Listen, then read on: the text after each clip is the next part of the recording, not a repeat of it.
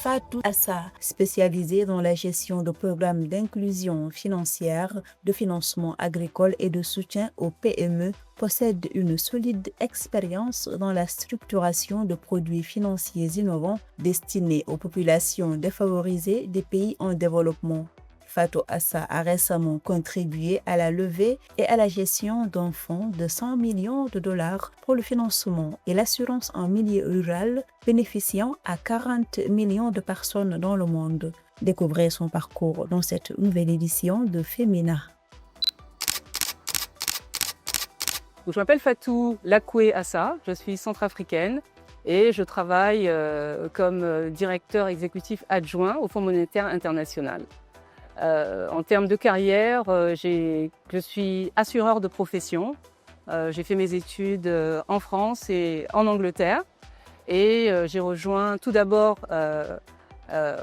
Multilateral Investment Guarantee, donc MIGA, qui est l'agence d'assurance du groupe de la Banque mondiale. Ensuite, j'ai travaillé au sein de la Banque mondiale elle-même. Ensuite, à la Société financière internationale, qui prête aux entreprises privées des pays en voie de développement. Et donc depuis un mois, je suis au conseil d'administration du Fonds monétaire international.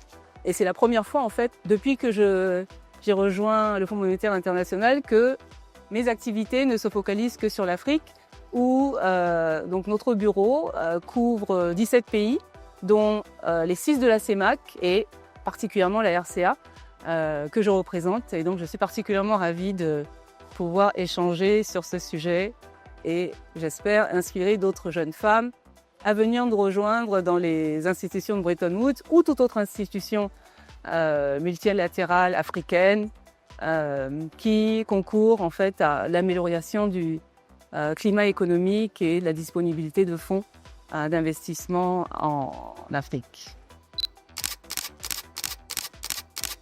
L'expérience professionnelle qui m'a le plus marquée. Alors, ce que je devrais dire, c'est que en plus de mon parcours professionnel normal, je travaille également pour de la philanthropie. Je suis au conseil d'administration de la Fondation Tony Elumelu, qui soutient des jeunes entrepreneurs dans les 54 pays d'Afrique. Et dans ce cadre-là, une partie de mon activité a été de les aider à mettre en place le département d'évaluation d'impact. Donc au jour d'aujourd'hui, nous avons plus de 24 000 entrepreneurs que nous avons soutenus avec 5 000 $ de dons chacun, avec une formation type MBA pour les aider à se formaliser et également avec un accompagnement après le don afin qu'ils soient mis en contact avec la filière du secteur dans lequel ils se trouvent. Donc ça, c'est ce que j'appelle mon CSR, Corporate Social Responsibility.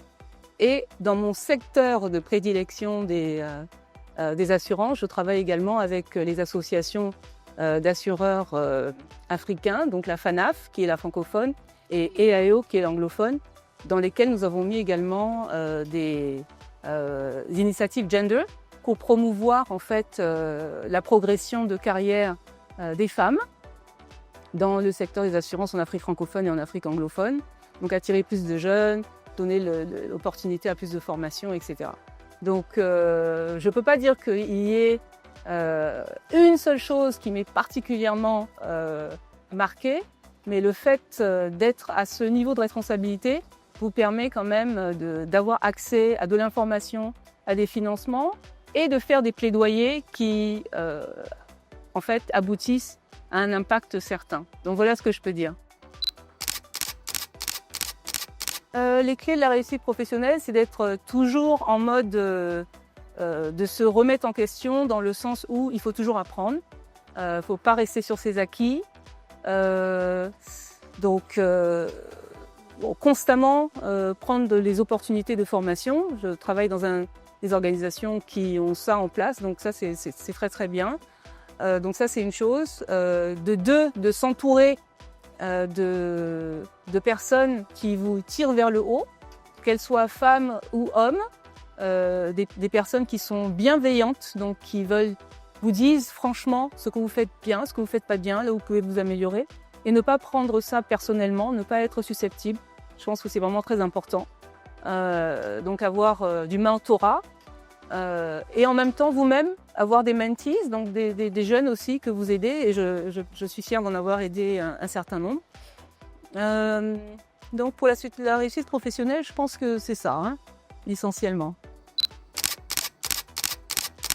Ce que j'ai vu faire, c'est beaucoup de, quand même, sisterhood, c'est-à-dire les femmes qui sont en position de pouvoir, quote unquote, qui veulent également aider les autres, qui veulent tendre la main aux plus jeunes.